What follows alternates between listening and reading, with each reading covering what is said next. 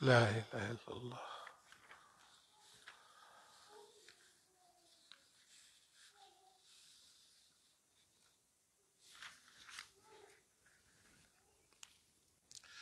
Bismillah ar-Rahman ar-Rahim. Alhamdulillah. Alhamdulillah. Ahmaduhu wa asta'inuhu wa astadihi wa astagfiruhu wa umminu bihi jalla wa ala wa la akfiruhu wa ashhadu wa la ilaha illallah wa ashhadu anna Muhammadan abduhu wa rasuluhu. Arsalahu bil huda wa din al-haq liyadhiruhu ala din kullihi walau karihal mushrikun. All praise belongs to Allah. We praise Him, we seek His help, His assistance and His guidance. We believe in Him and do not disbelieve in Him. I bear witness that there is no God but Allah, and Muhammad sallallahu alaihi wasallam is His servant and messenger. Allah sent him, that is Muhammad, with Deen al-Haq, the religion, the way, the methodology of truth.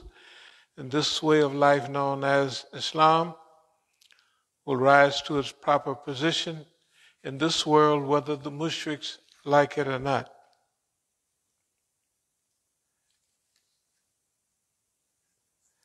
أما بعد فإن أصدق الحديث كتاب الله وأوثق الأمور كلمة التقوى وخير الملال ملة إبراهيم وخير السنن سنة محمد صلى الله عليه وسلم والأحسن والقصاص هذا القرآن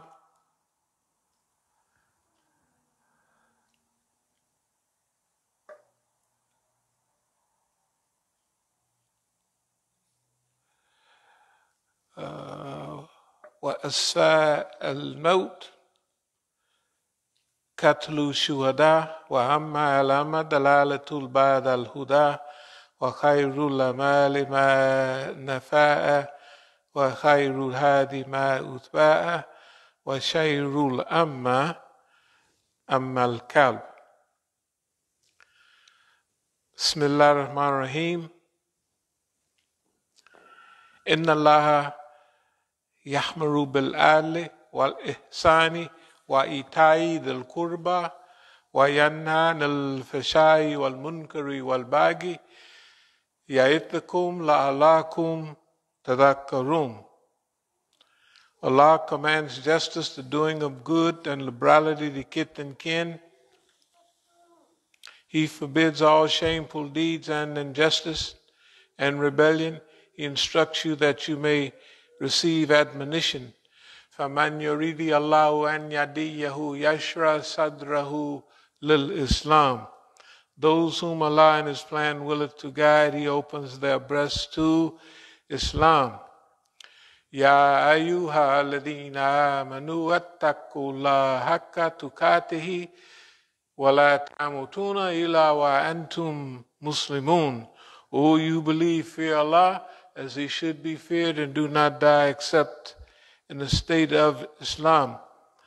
وَاعْتَصِمُوا بِحَبْلِ اللَّهِ جَمِيعًا وَلَا تَفَرَّقُوا وَاذْكُرُوا نِعْمَةَ اللَّهِ عَلَيْكُمْ, and hold fast all together by the rope which Allah stretches out for you, and be not divided amongst yourselves, and remember with gratitude Allah's favor on you. كنتم خير أمة أخرجت للناس تأمرون بالمعروف وتنهون عن المنكر وتؤمنون بالله. You're the best peoples ever raised for mankind, enjoining what is right, forbidding what is wrong, and believing in Allah subhanahu wa ta'ala. أقول قولي هذا واستغفر الله لي ولكم.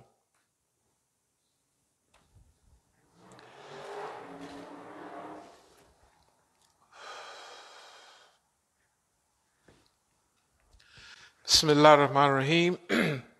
Alhamdulillah. Alhamdulillah Rabbil Alameen. Wassalatu wassalamu ala khairul mursaleen Muhammadin al-Nabi al-Ummi wa ala alihi wa sahbihi ajma'in. Amma ba'd, yaqul Allahu ta'ala fil Quran al-Kareem, inna Allaha wa malaikatuhu yusalluna ala nabi ya ayyuha alladhina amanu sallu alayhi wa sallimu tasliman. Allahumma salli ala Sayyidina Maulana Muhammad sallallahu alayhi wasallam. It is related on the authority of Tauban that the Prophet of Allah sallallahu alayhi wasallam said, if Muslim says the following supplication 3 times in the morning and in the evening, Allah made it incumbent upon himself. Now, this is Allah. You know, in the Quran, Allah says He has ordained for Himself the rule of mercy. So you have to get what's going on. Allah is putting on Himself a rule. Can't nobody put no rule on Allah. There's nothing can affect Allah. But He says, I have established for myself the rule of mercy. So that means that we know that there's a few going to slip through because of Allah's mercy, not that they deserve it. And we hope we one of them, but I'm not going to live a life just trying to slide in the home plate. You know what I mean? But that's what this means. It is related on the authority of Tauban radiallahu anhu that the Prophet of Allah sallallahu alayhi wasallam said, if a Muslim follows this supplication 3 times in the morning and the evening, Allah has made it incumbent upon Himself to please Him on the doomsday. And that statement is, I am satisfied with Allah as my Lord. I'm satisfied with Allah as my Lord. With Islam is my religion, with Islam Adina. I'm satisfied that Islam is my religion and that Muhammad sallallahu alayhi wasallam is my messenger or is the prophet of Allah subhanahu wa ta'ala. This is big, or sallallahu alayhi wasallam. This is all big stuff. This is the core principles of Islam and an Islamic attitude. It's where we're depending of our existence, not only in this world, but in the next, on Allah. Because if you have a certain characteristic, if you're sure or you're certain of certain things that Allah is my Lord, and that Muhammad sallallahu alaihi wasallam is the messenger. That means Allah is Lord, Muhammad is the messenger. First of all, those 2 categories, that's shahadatain right there. Ashhadu an la ilaha illallah wa ashhadu anna Muhammadan Rasulullah. That solves anything that you're going to come up with. But I'm satisfied with Allah as my Lord, with Islam as my religion, and with Muhammad sallallahu alaihi wasallam as the messenger of Allah. I'd like to go into a few things. As you see, I had a whole stack of stuff, but I'm not going to punish anybody. But if you come Sunday, we're going to go through a detailed meeting on all this stuff that's back here. So we'll try to be not brief. We don't want to get into briefness.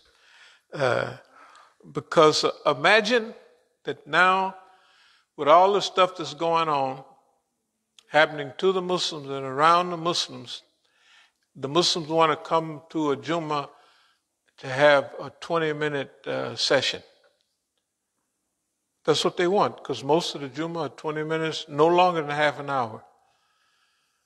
With all the stuff that's going on in the Muslim world, and for most of the people, that time there in the masjid is, a few may make it for prayer from time to time, but that's their time in the masjid. That's their time focusing on Allah subhanahu wa ta'ala. And if they're not focusing on Allah, most of them's minds back there in their business or whatever they're doing. Well, I'm missing a lot of rides in my cab, all that stuff. In the name of Allah, most gracious, most merciful.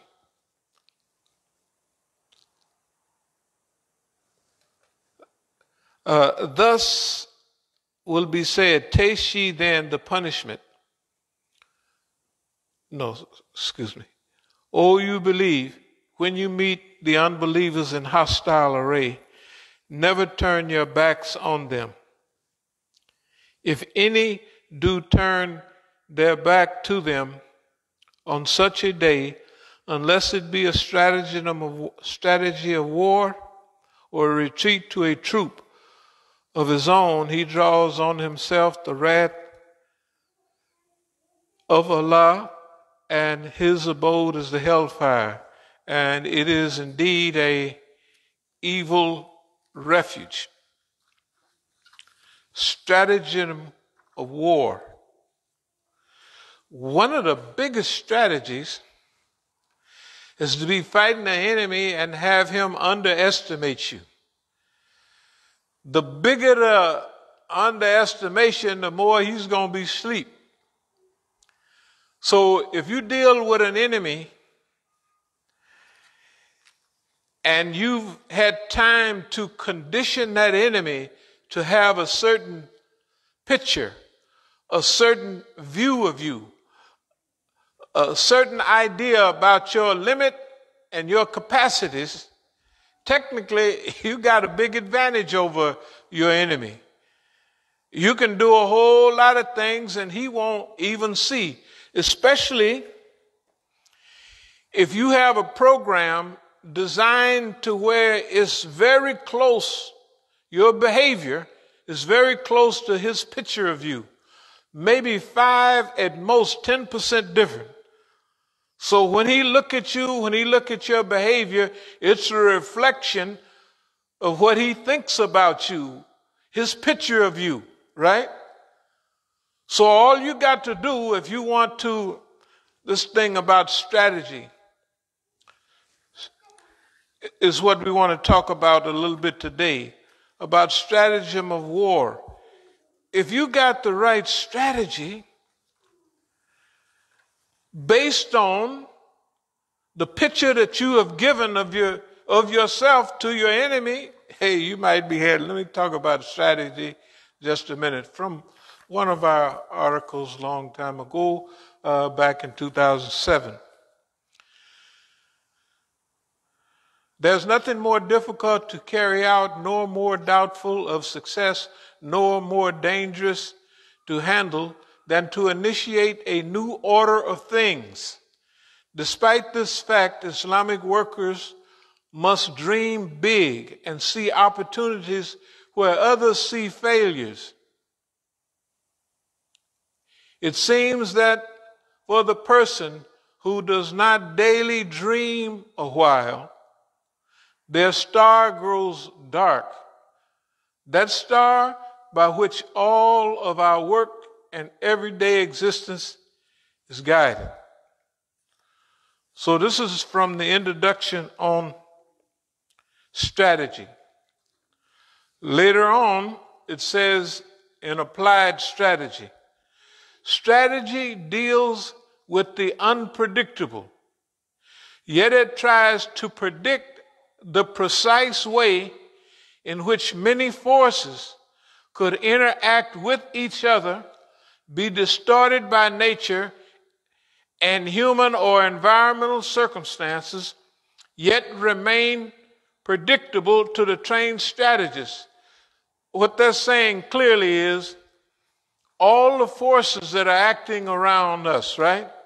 We have news, we have wars, we have businesses, we have overwhelming food, we have depravities in some part of the world, right?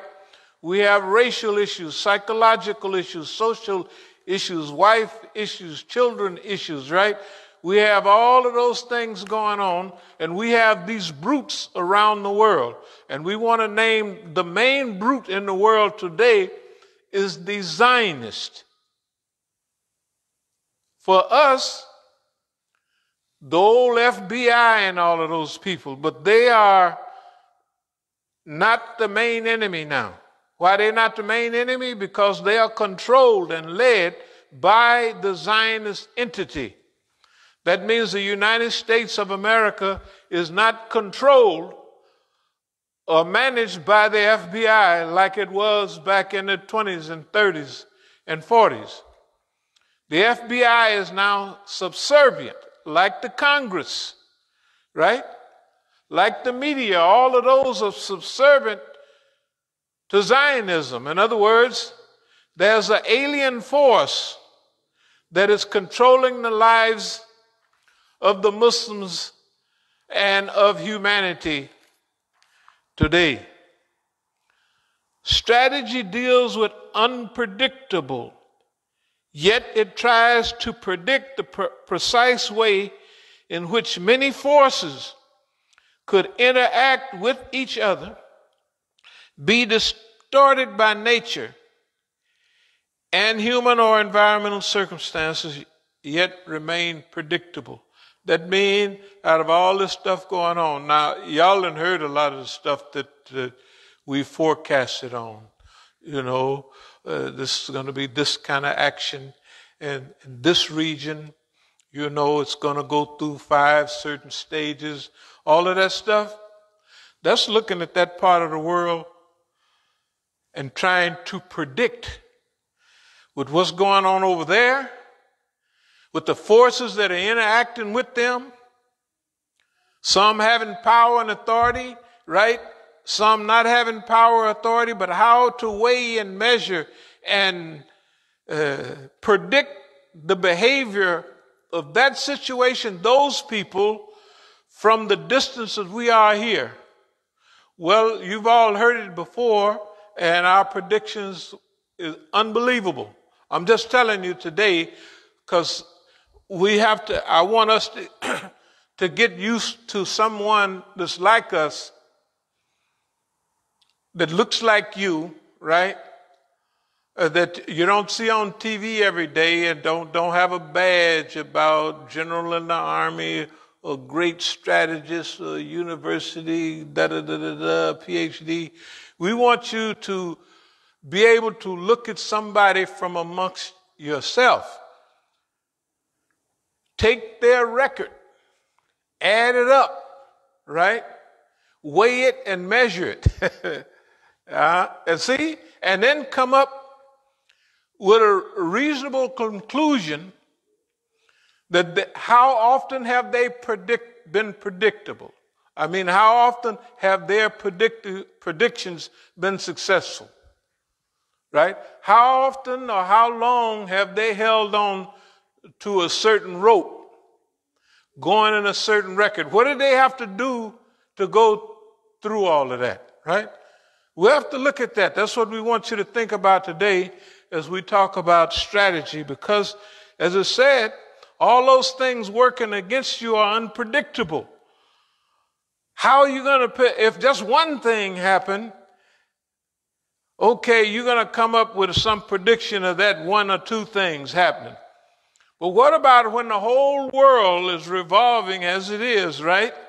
And going through its changes, and the people in it are going through their changes, yet you can accurately predict what's going on and what's going to happen, so that you can practice what they call in strategic location, that you can place yourself in a strategic location. So when those things happening, you have not only a view of it, but you have some resources and some ability to work within that environment. So it goes on to say, yet remain predictable. The essence of strategy is to build a posture that is so strong in selective ways that you or your organization can achieve your goals despite the unforeseeable ways. external forces may interact. That's strategy 2007. But strategic management under conditions of repression, which is just a year later, 2008, takes it a little further. Islamic organizations of all types and sizes continually face new challenging or changing situations. Being able to cope with constant destabilizing, destructive, and diversionary tactics mean that any Islamic organization that wants to survive and thrive in this hostile, anti-Islamic environment must operate on the highest level of strategic proficiency. If you are a Muslim, you can't operate like CARE and some of these other people. Number one, you got to have a good intention in the first place. If you come in with an idea to bamboozle Muslims, and you may be a Zionist agent, do not overlook that the Zionists will start groups amongst us to lead us and then to break our heart. They do that. And out of all of these things going on, I don't know about one crew that could smell it right away. And that's what happened. That's what strategy is. Sometimes, see, people think, they think if they isolate you and cut you off, right, it's going to break your posture. But what it does is it makes you more sensitive. If you're doing it right, it makes you more sensitive, right? It makes you more perceptive. It brings you more alive, because what you're thinking is, hey, and this is not all the time, but at times you say, ain't nobody here but me. I already know that. Therefore, this depends on me right now. Because you're going around with your card, hey, how many want to do that? Nobody, everybody back up. So you say, well, it's about how I do this right now. In a way, that's good. Because it's according to what you're depending on. If you're dependent on historical and acquired knowledge, and you're doing it by yourself, you have a better opportunity than trying to bring everybody else along that's not at that stage. Let me say it again. When you're going into heavy strategic management, strategic positioning, sometimes it's better to go by yourself, right, than to try to drag everybody else along. Why? Because all the things that's needed to get your position or your philosophy over, you're playing with it yourself, and you smelling the environment. Fainted incapacity. So you may cruise along. Fainted incapacity is, I got a fight coming up, but my knee hurt, and you walking all around like your knee hurt. That's fainted incapacity. You're pretending to be incapacitated. Therefore, that may be your strongest point. So you want to take your enemy's focus off your strongest, off your other points, and focus on that point. You're directing him where to attack you. You're placing your back in a way where he can stab you only at certain points, right? Because you know he has to stab you in the back, right? Well, the people around him that they have to stab you. Therefore, you want him to stab you where you want to be stabbed, right? That means this is a deep philosophy. But sometimes in this strategic management, you have to look, what do I have? What do we have? Well, they got 10,000 and we got 5. We got 5, right? So, how are you going to use those 5? That's where deep strategy. The deeper you are at managing those 5 against their 10,000, right? Then, and when they got 10,000, all those 10,000 is going to look at you like you're stupid. And you got to help them feel that you're stupid. Oh, boss man, they say stuff, they may be laughing at you. You play like you don't know. You get that training. Why? Because if you was selling dope, buying dope down in Colombia, and you was by yourself a lot of times, and all the guys in there speak Spanish, you have to play like you don't know what they're saying. What's this chunga? Who is this chunga talking about? They be talking about you. You ain't looking around, baby, you calling me a chunga so-and-so. No, you there to get your stuff and go on about your business. In order to do that, they have to feel non-threatened by you. And you have to put something on them. Colombia is one of the dangerousest places in the world. At one time, Bogota was considered, when I was there, the most dangerous city in the world. Yes, it was. And now you are a Negro by yourself. You know, when some of my friends would come down, we was a little over 6 feet tall. When we walked down Septimo, that's a street, you could see for a long way. And guess what? We was one head above everybody. It's a strange situation. But the point is this. You have to make them feel a certain way about letting you do business in their area. Number one, you're not a threat. But number two, oh, this is a good old chunga. We kill all the other chungas, but this one, he's got a good attitude. Whatever it is, it don't make no difference. You got to make sure, and you got to have a testing thing to see how you affecting them. Remember, you're sitting there by yourself. Then you bring that home here, and you dealing with boss man. But you combine the information that you collected there with the the stuff you had already learned from the old folks.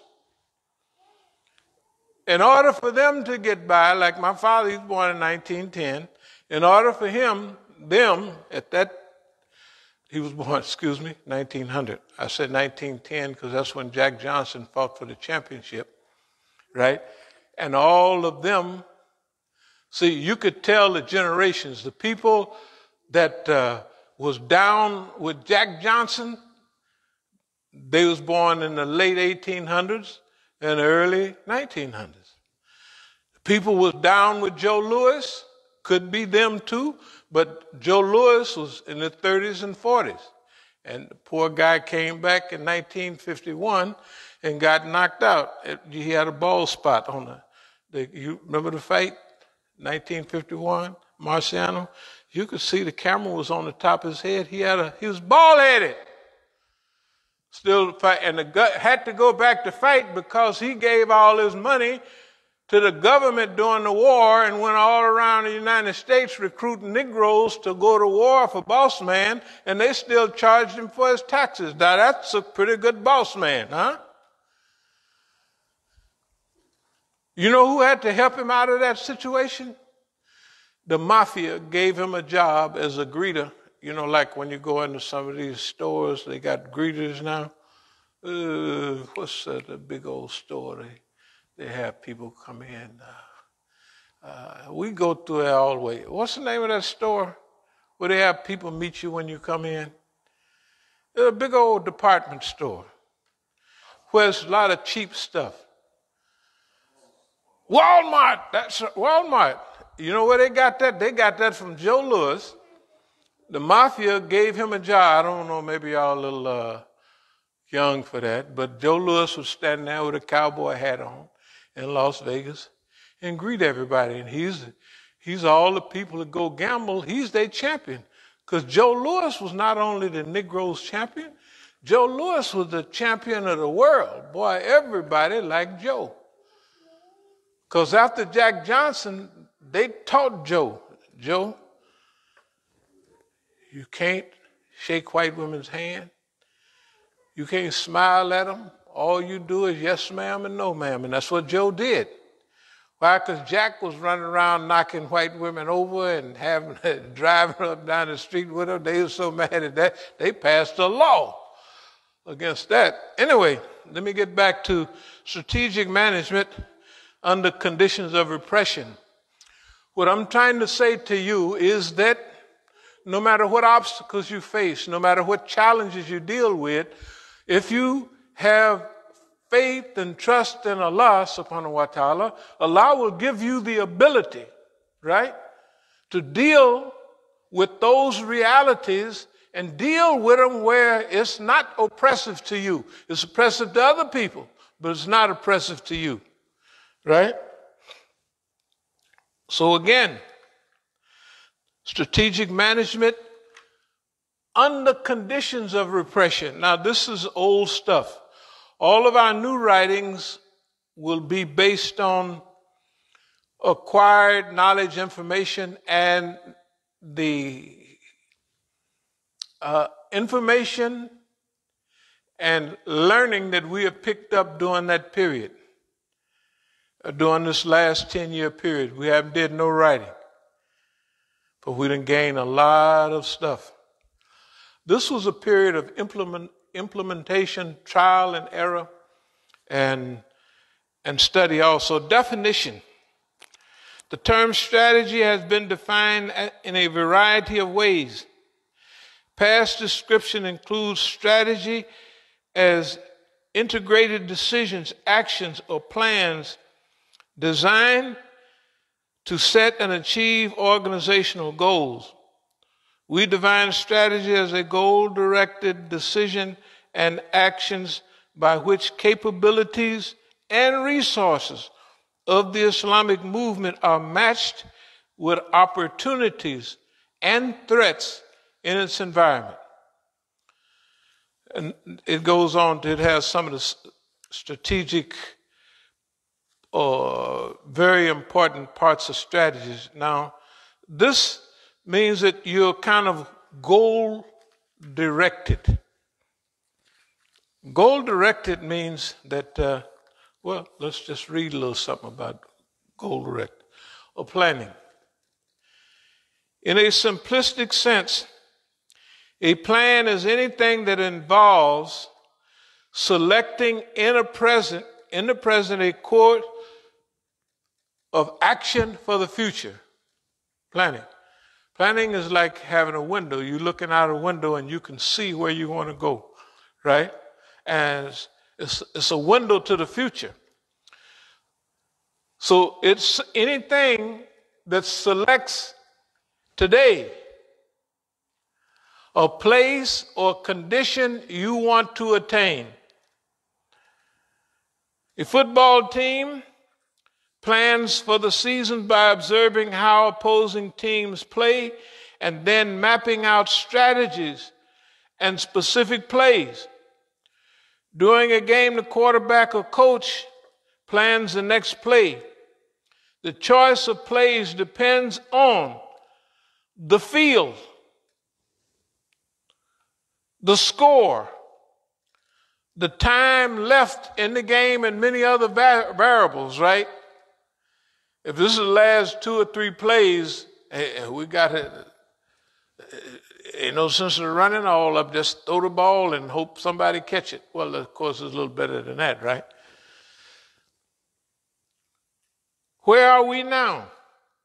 The question is concerned with assessing the present situation and forecasting how the situation may change in the future. Number 2, where do we want to be? Now, that means, okay, without being funny about it, I have to think, where do we want to be? Because it don't appear that anybody else is on that page. This is the way it feels. I don't know. Maybe it is. And it don't seem like for the last 20, 30, 40, 50 years, 40 years, that enough people have been on that page. I'm not talking about watching somebody make moves and rooting for them quietly and slipping them a little something. I'm not talking about that. I'm talking about active engagement. And I'm also not talking about that people have a sense, almost trained, that, okay, now he's coming up with a plan. He's going to ask me to fit somewhere in it. And guess what they do? They up and gone. The same as here. Everybody pack up and go. You ever notice around the same time? Where they go, why they go? Because they know you coming up with this stuff, and they gone. They don't have no reason why they left. Somebody told them to leave, probably. You don't never know, but you have suspicions that for things to happen like that, somebody told them, brothers, it's time for y'all to go.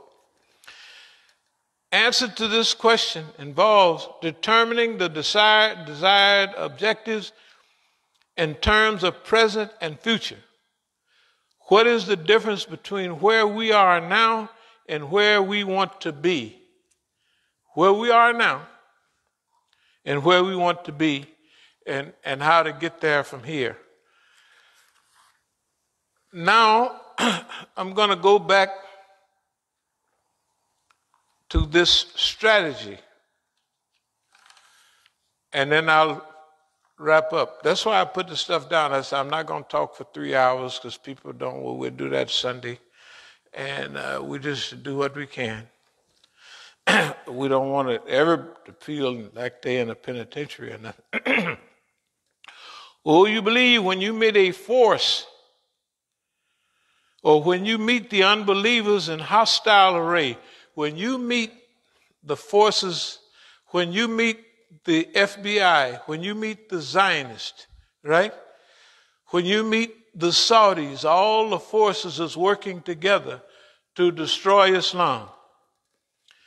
In hostile array, that is battle array, never turn your back on them. Don't turn your back on them people.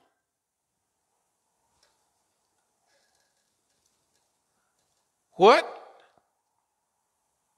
If any do turn their back on them on such a day, unless it be a stratagem of war. You know, all this stuff is strategy. That gives us, vocabulary-wise, that gives us the right to make moves, right, from the Quran, right, from history, from the Hadith, right, from our present situation, from where we are. It gives us the right and the initiative to be flexible in what we're getting ready to do, what we see, what we pretend to see, what we don't see, and what we pretend not to see. All of that is part of our strategy. Unless it be a stratagem of war, do not turn your back on your enemy unless it's a stratagem of war. Now, remember we talked about fainted incapacity? Fainted incapacity is pretending that you're incapable. So it's coming in the boxing ring with a cane. You know, help me in the ring. And the people, imagine, I'm just telling you, visualize somebody getting in the boxing ring, ready for a championship fight, and they walking down the aisle, not jumping up and down. They walking with a cane, and they tell the people, they handlers, help me in the ring. Now suppose, it's hilarious, but suppose your opponent believes what you're doing. Who has the advantage now? Who has the disadvantage? You just have to have the courage to do that. You have to have the courage to be the fool sometime. It's all right. You have to be able for everybody in the house to laugh at you. That nigga, I'm telling you, look at that coon there. And then when you get them, you go to Coonsville. You add on a little, you step and fletch it, or you bring everybody. Because remember, you're in a battle, you're in a war, you don't care about what in fact, if you can shape and fashion their thinking and their perception, people act off the perception that they have, not off the reality. Isn't that right?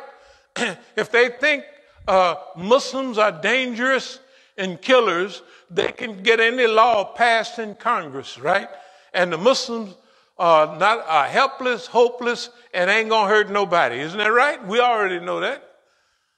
But suppose they got a perception that they are dangerous, they are bombers, they are a threat to American democracy. My goodness, you're in trouble, right? Not because of the reality, but the perception. We have some articles on perception, man, but we'll talk about that later. I'm trying to tell you that we faced here a momentous situation where we had to get ourselves hooked up and together. And here's a few things a system analyst from Stalingrad to Oakland, Project Imam Hussein in America. Those are programs that we had that gave off a certain picture. Okay. Here's another thing. Y'all can't see this real good, but this is Islamic Institute of Counter-Zionist American Psychological Warfare. That's actually what it, I couldn't get the clear picture, but it was the outside of our building, and it was a small picture, and when they enlarged it, it got distorted. But that's what it meant. In our building in Oakland, that was the sign. It was the same size as a 4x8, sheetrock like, and it had that on there. Islamic Institute for Counter-Zionist American Psychological Warfare. Now, there's a lot of Arabs, especially Yemenis, in Oakland. So they'd be driving down the street. They'd pull over and park, and they would look at the building. This is not on the Masjid. This is property that was down the street. And we're going to get the property back because the criminals that are in the Masjid, they sold the property they didn't have no right to or nothing. That's why I trapped them. I have 8 arrests in our Masjid in Oakland that we have the deed to the property. Isn't that wonderful? You say, man, did. Of course they did that. You had to trap them into doing that. You had to make them feel like we had. Now, you could tell when the Zionists are doing stuff and when the Americans. This is pure Zionist. Number one, the first thing they did, Mukhtar, was tore down this sign, Islamic Institute for Counter-Zionist American Psychological Warfare. That means that building was set aside for that. We had programs in there on counter-Zionist activity. They couldn't stand it. So they told him, tear down that sign. Islamic Institute for Counter-Zionist American Psychological Warfare. So the Arabs would be driving down the street. We're on the main street. Some would look. Then they start getting their English together. And they say, some would pull over. Some would drive down and look at the sign, and because I could watch them in front of the door. We had one of them doors that have,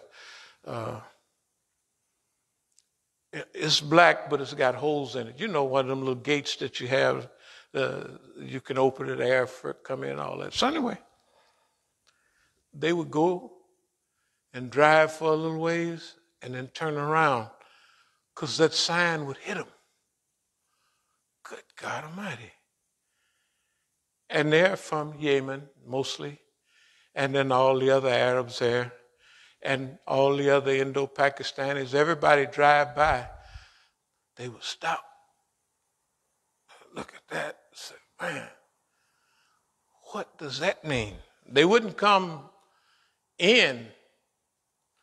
Maybe they was just a little scared, or maybe they know, I hope I can get away from here after they get to understanding what it is, before the government look at my license plate and do something with my visa or anything, right?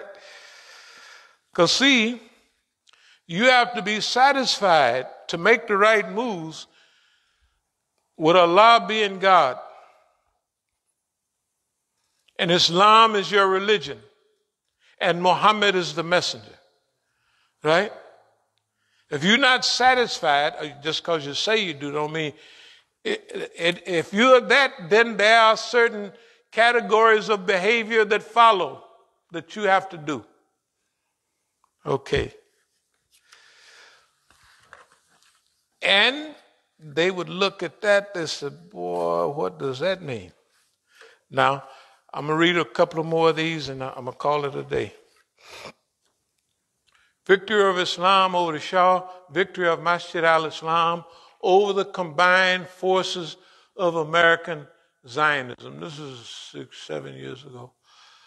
But it goes on to say, Imam Musa will inshallah share case study after case study on how to practice psychological guerrilla warfare. So this is a teaching thing, and this is what we're doing. This is what we're doing to you and them then, and this is what we're doing now. We're teaching. Case study, you know, when you go to the university, they got books and they got a case study, if you study in business management, on how Shell made a mistake here and what that has case studies of different companies, how Philip Morris lost such amount of money because they were selling, hooked up tobacco. Then they did something slick with vaping and you know what I mean, all that stuff. That's what it is. Imam Musa will inshallah share case study after case study on how to practice psychological guerrilla warfare. Now this one we're having a serious time in Oakland. It's serious to everybody else, but it's not serious to us. We got all these things with getting busted upside the head. This is when it happened, during those periods.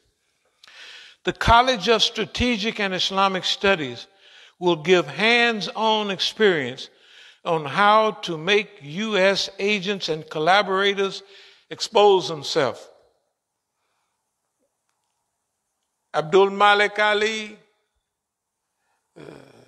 Hashim Alauddin, Mukhtar and them, Khadija the bum. Just think about how they've been acting. They probably up to something about and sold the Masjid for taxes because they haven't allowed me to go and get the mail. And they send the mail to wherever somebody else said.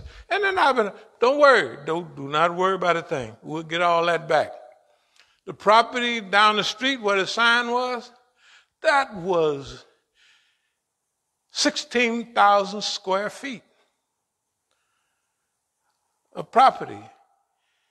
8,000 square feet of it was buildings, and the other 8,000 was a lot. That means, now this building is 7,000, on each floor is 3,600 square feet. That means this building is 7,000 some square feet. Now imagine it stretched out down that way, and then the same other size down there. So legally, they messed with our property, sold it. They can't get it back. I mean, we'll get it back. Don't worry about it. Don't worry. That's part of the plan, to make them show how hateful they are toward Islam. That's what this was all about. And that's why we come here and we stay here a while. We go back there when we get ready.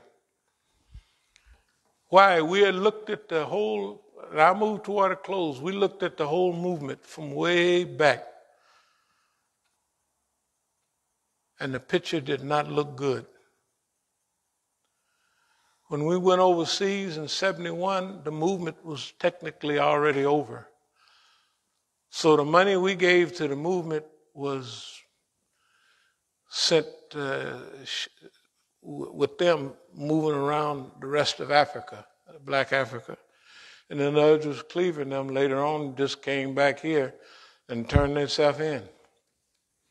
Did a lot of telling and stuff like that, you know. But it wasn't an organization that was prepared for rebellion. It was an organization prepared for surrender. But I wasn't.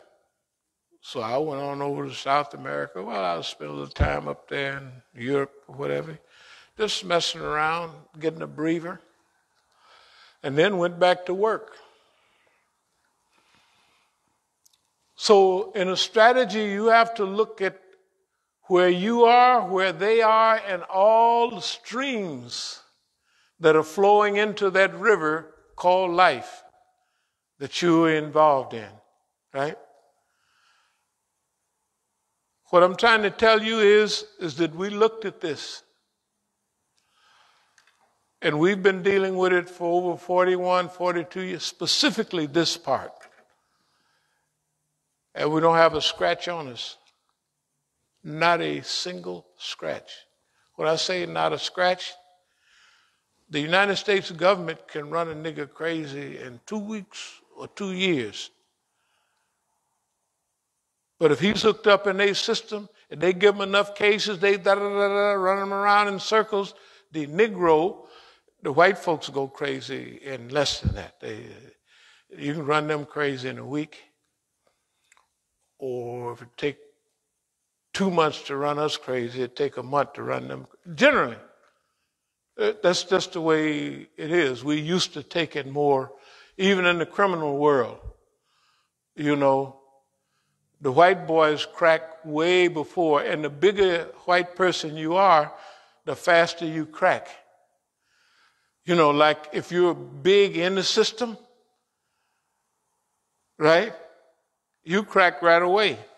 Let's say they have a few tough guys, a few of them old tough Congress, tell the rest of the Congress, y'all kiss my behind. Because when you're in federal prison, that's who you're in the penitentiary with. Now, I'm going to move toward a close. Just hold on a minute. Learn how Masjid al-Islam has exposed the whole Zionist American network in the public's fear. Never has so few done so much for so many without visible support. Visible support, you can't do it because everybody else, they're going to be with me. You can't do it like that. You won't do nothing.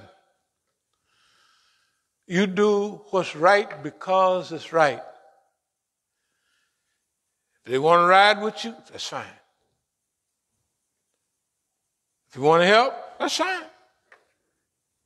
On the day of judgment, ain't nobody going to be in your spot but you, right? And ain't nobody going to be in mine. But that's a big lesson to learn. If somebody If their wives, their families, their whole existence is tied up in what's happening now and they cruise right along like they're going one end out the other, good. Good. Our forecasts have been right on for years. The weather's getting worse, the climate is getting worse, right? You got to work longer to get less money. Fine. Enjoy yourself. And remember, an old saying about boss man, anybody want to work with him, fine. He'd do the same thing to you that he did to the people in Afghanistan and everywhere else. When it roll in on him, you got to remember now, you don't know what time it is on the clock in the historical time. You do not know right now. We don't know the ecology clock. When all these forest fires, when the oceans, when Greenland will finish melting, right? We don't know that. That's a biological clock that's ticking, and it's ticking in a certain way. You can see it, right? But we don't know when it will get past the distance of no return, when you're so far out, you can't turn it around. Like we mention all the time, if you're going to Europe from here, it's 3,000 miles. If you go out 1,000 miles on a boat or a plane, you can turn around and come back. But after you get 1,500 miles, 1,600 miles, you're beyond the point of no return. This is the way the earth is. We part of the fix-it crew. We say, let's fix it at all costs right now. Other people are saying, it'll go along. That's their business. So when the smoke is choking them to death, and their kids' eyes turn red, and they got little babies that can't stand this oxygen, and they can't do nothing about it. They can't go outside and play, right? They can't do nothing. Then they'll just have to remember they had already heard this before. They've heard this all before. Everybody sitting up watching have heard all of this before for years. And how accurate is it? It's ridiculous. It has been absolutely, only Allah is absolute. So let's say it's been 98% accurate over the last 20 years here. 30 years, whatever it's been. 40 years all in all. That's how accurate it's been. Why? Because we keep record of how accurate we are. You got to know the score, right? So we got records here, notes here. We have to go back over them. How accurate have we been? You can't just jump up and start hollering. You got to know how accurate. If we're not accurate, then we have to adjust and get more information. All right. Special session on design fitna. Design fitna. My God. Now, this is from years ago. What is design fitna? You're going to have fitna. You got boss man on your tail, right?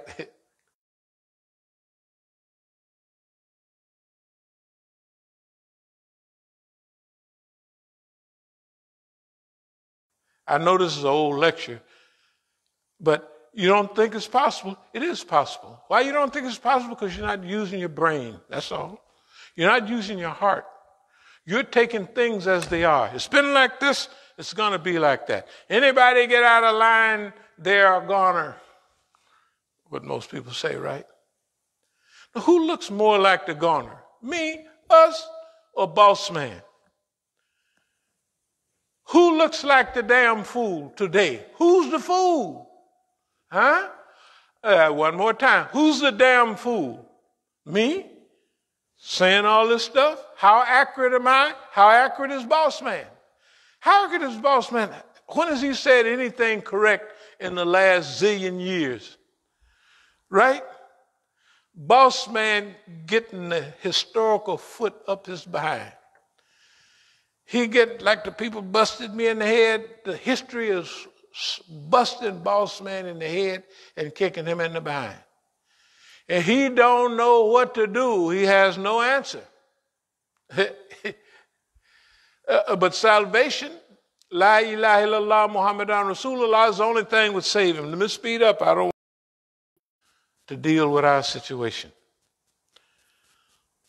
So in closing, it's a lot of drama. The people are actors. The people are pretenders. But Allah gets you through all of that drama. Intrigue. Moving stuff around that don't need moving. Leaving stuff in place that need moving. All of that stuff. Intrigue. Cloak and dagger. You get so used to it, you can sleep through a snowstorm. Sabotage. You develop stuff and people come and burn it up, pull it apart. You got to be used to that. You say, I wouldn't want to do that. Hey, then go to Yemen or somewhere. Go to Lebanon. Go to Iran. Yeah. Right? We got gravy here. This is gravy. Let me say that again. We got it good. All they do, and I'll close with this. When we change from physical conflict to psychological guerrilla warfare, boss man accepted that premise. Yeah, we'll take that. Run your black behind crazy. That's what we'll do. We got everything on our side. We're going to have you suspicious. We're going to have you this. That's what we wanted. Because psychological means you ain't going to do nothing physically. Okay? So I'm 76 now. I don't need to live no longer or anything. I don't need to be here no longer. All my friends, the life killed them off a long time ago, because that fast life, you might move fast in it, but you don't be around no long time. I ain't got but one or two friends now. I got a couple of friends that are actually over 80 years old. Because in the game, I was the youngest. Maybe the biggest, but still the youngest. Sabotage, betrayal. Oh, but it's a serious adventure. And I'll close with this. Every story has three phases. The hero, the challenge that you have to overcome, and the victory. The bigger the challenge, the bigger the victory.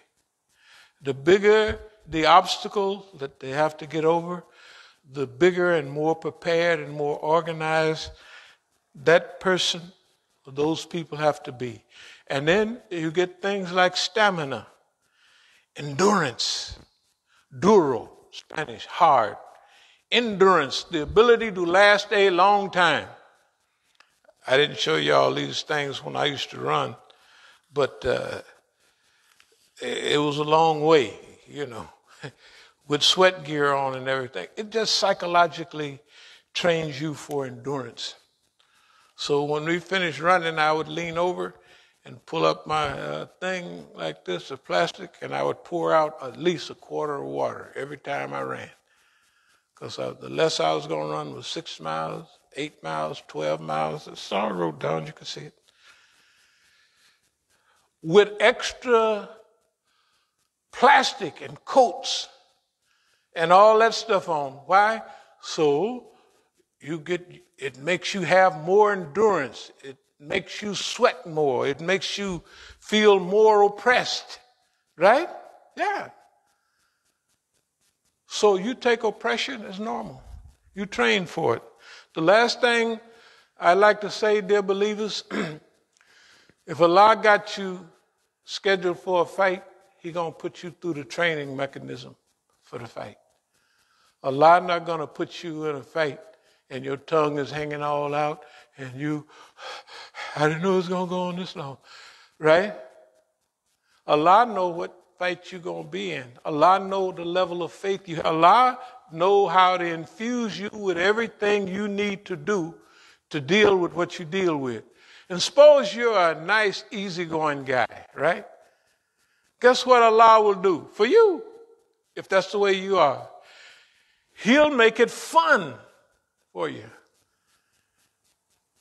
Fun, meaning that the biggest challenges that you can go through, right, that scare everybody else to death, right?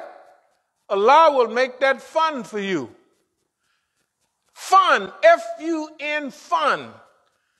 Like you won't have to go to movies, or you won't have to go to roller coaster land, whatever they got down there in Virginia. You won't have to do that. Allah will make your life fun if that's the way you lean. You know, Allah know the way you lean because Allah created you, made you, He know all it. So Allah may put you in what other people say this is the worst disaster a human being could be in, and you having fun. That's how good Allah is. Right? That's how good Allah is. Allah can have you, and everybody else think about it, makes them crazy, and you having fun. Ain't nobody can do that but Allah. Because when people go into it without Allah, if it's 100 stages, they get knocked out on the first stage because they don't have no Islam. They got what boss man have. So when boss man throw at them his stuff, they don't never get with 100 steps, they don't get near no more than 5, not even close. And guess what? You can get to step 100 and you ain't even tired and you're laughing. Allah will remove, a woman one of the painful things about pregnancy is having the baby. And right after the lady didn't had one baby, she's prepared to have another. A lot of them remove that, right? Because it's natural they do it. If a woman had any sense, she said, that's it, I ain't doing that again, right? Goodness, I was sweating and hollering and I was going through, and there they are, right back, ready to have another one. Now, y'all is lucky because, see, y'all was born in hospitals. But all of us was born in the country, not log cabin, but it's damn near the same thing. Oh, worse, it was worse. Doctor, like on my birth certificate, it don't say, my birth certificate is in March. I was born in February because the doctor said he was born. They go in and tell the doctor he's born. He's born at the house. And not with like houses now.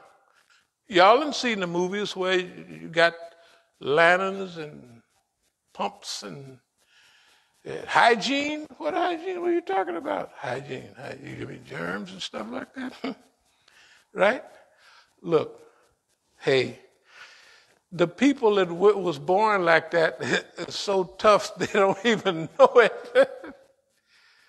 They got shots now, closed, for chicken pox, measles, mumps. People don't even get them no more. All of us got that. Was natural. They was called childhood diseases, mumps, measles, chicken. Everybody had a big rag around their head because they had mumps, right? I'm only 76 years old, and it seems like 1,000 years ago, where humanity was, where humanity was. I got a knot on my head right now from falling out of a cotton wagon. Them big old wagons by mules falling out of a cotton wagon. To me, it's normal. I'm going to just tell you this, and I'm going to close. We was,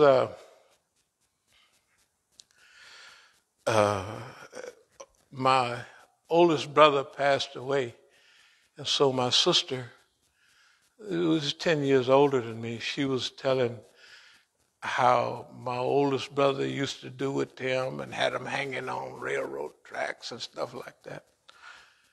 And so I got up to speak about my brother. I said, that lady is just talking. I said, that lady used to be my babysitter. And she would push me out in the water. And there was alligators in the water. Garfish, y'all know what garfish are? Them fish with the big long saw. Do they still have garfish? She was talking about, that was her babysitting with me. That I'm just a stupid kid out there, and the damn alligators going around. Down in southern Arkansas, Mississippi, they still had gators then. Louisiana, they still got them now. Florida, they got gators. And I'm just laying there. Good thing I didn't have no sense. Just swimming around the gators. And she's talking about my brother who had them hanging on the railroad tracks and stuff like the bridges, and she got me babysitting, because she's 10 years older now. In a boat, the old rowboats, and tied up, of course. Didn't want to go away. There's alligators and garfish in the water, and all other kind of stuff down in Dixie at that time. Dear believers, Allah will prepare you for whatever you got to deal with. It'll be normal. Allah will make it normal for you. Don't think that, if I do like that, I'm going to be sweating, I'm going to be all paranoid. No.